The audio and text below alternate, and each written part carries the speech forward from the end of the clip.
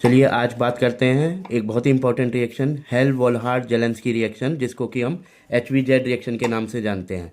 तो समझते हैं HVZ रिएक्शन होती क्या है। देखिए, कार्बोक्सिलिक एसिड में होती है carboxylic acid having alpha hydrogen reacts with halogens in presence of red phosphorus in a small amount. There would be halogenation takes place at alpha carbon in the carboxylic acid and alpha halocarboxylic acid is formed.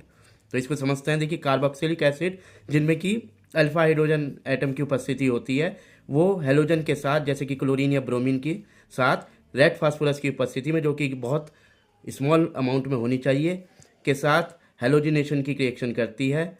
और ये halogen जो है acid के alpha carbon पर आकर attach होता है और जो प्रोडक्ट बनता है वो बनता है अल्फा कार्बोक्सिलिक एसिड। देखिए, कई रिएक्शन समझते हैं। देखिए, जैसे ये आपका कार्बोक्सिलिक एसिड फंक्शनल ग्रुप है और इसके बराबर वाला या एडजेसेंट कार्बन अल्फा कार्बन कहलाता है। तो यहाँ पर ये रिएक्शन होगी। ये रेड फास्फोरस की उपस्थिति में पहले स्टेप में ब्रोमीन के साथ हमने रिएक्शन दिखाई है और वाटर के साथ एडिशन होता है। तो ये देखिए, यहाँ से ब्रोमीन, ये यहाँ से एक हाइड्रोजन हटेगा और इसकी जगह एक ब्रोमीन आ जाएगी, लेकिन ये रिएक्शन होगी अल्फा कार्बन पर ही। और आप देखिए, अल्फा पोजीशन पर ब्रोमीन आई है। ब्रोमीन यानी कि हेलोजन यानी कि हेलो, इसलिए इसको हम बोलते हैं अल्फा हेलो कार्बोक्सिलिक एसिड। और इस प्रोडक्ट का नाम हुआ अल्फा ब्रोमो प्रोपायोनिक एसिड।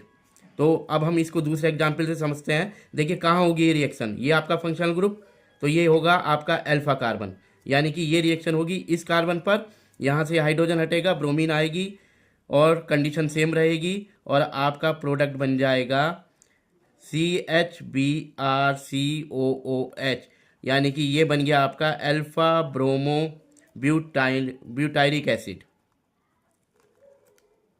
तो आपको समझ में आया होगा। Thank you.